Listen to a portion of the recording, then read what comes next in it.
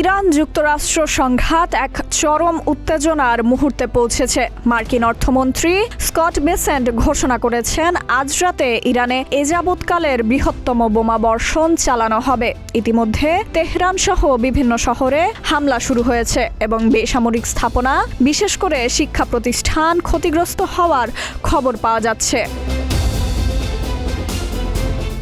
মার্কিন অর্থমন্ত্রী Scott Bessent Fox নিউজকে দেওয়া এক সাক্ষাৎকারে জানিয়েছেন, আজ রাতের এই হামলা হবে ইরানের বিরুদ্ধে আমেরিকার চালানো এ যাবৎকালের সবচেয়ে বড় বিমান হামলা। তার মতে, এই অভিযানের লক্ষ্য হলো ইরানের ক্ষেপণাস্ত্র উৎক্ষেপণ কেন্দ্র এবং কারখানাগুলোকে ধ্বংস করে তাদের সামরিক সক্ষমতা ব্যাপকভাবে কমিয়ে দেওয়া। স্কট বেসেন্ট বলেন, আজ রাতে আমাদের বৃহত্তম বোমাবর্ষণ অভিযান হবে। আমরা ইরানের ক্ষেপণাস্ত্র ব্যবস্থা এবং কারখানাগুলোকে ধ্বংস করব। এ ঘটনা তাদের উল্লেখযোগ্যভাবে দুর্বল করে দেবে।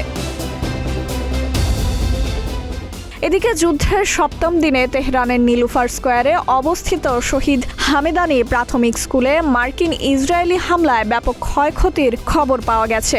ইরানের পররাষ্ট্র মন্ত্রণালয় থেকে শেয়ার করা ভিডিওতে স্কুলের ভেতরে ধ্বংসযজ্ঞের চিত্র ফুটে উঠেছে।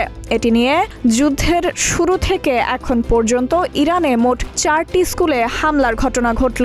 এর আগে মিনাব শহরের একটি বালিকা বিদ্যালয়ে হামলায় 160 জন শিশু এবং 5 জন স্টাফ নিহত হয়েছিল। এখন পর্যন্ত চালানো এসব হামলায় 1300-র বেশি মানুষ প্রাণ হারিয়েছেন। তাদের মধ্যে অন্তত 181 জন শিশু। জাতিসংঘ মানবাধিকার প্রধান ভলকার তুর্ক এই হামলার নিরপেক্ষ ও স্বচ্ছ তদন্তের আহ্বান জানিয়েছেন এবং ক্ষতিগ্রস্তদের জন্য জবাবদিহিতা নিশ্চিত করার ওপর গুরুত্ব দিয়েছেন। যুক্তরাষ্ট্র এই হামলার বিষয়ে তদন্ত করছে বলে জানালেও মার্কিন প্রেসিডেন্ট ইরানের নিঃশর্ত আত্মসমর্পণের দাবিতে অনড়।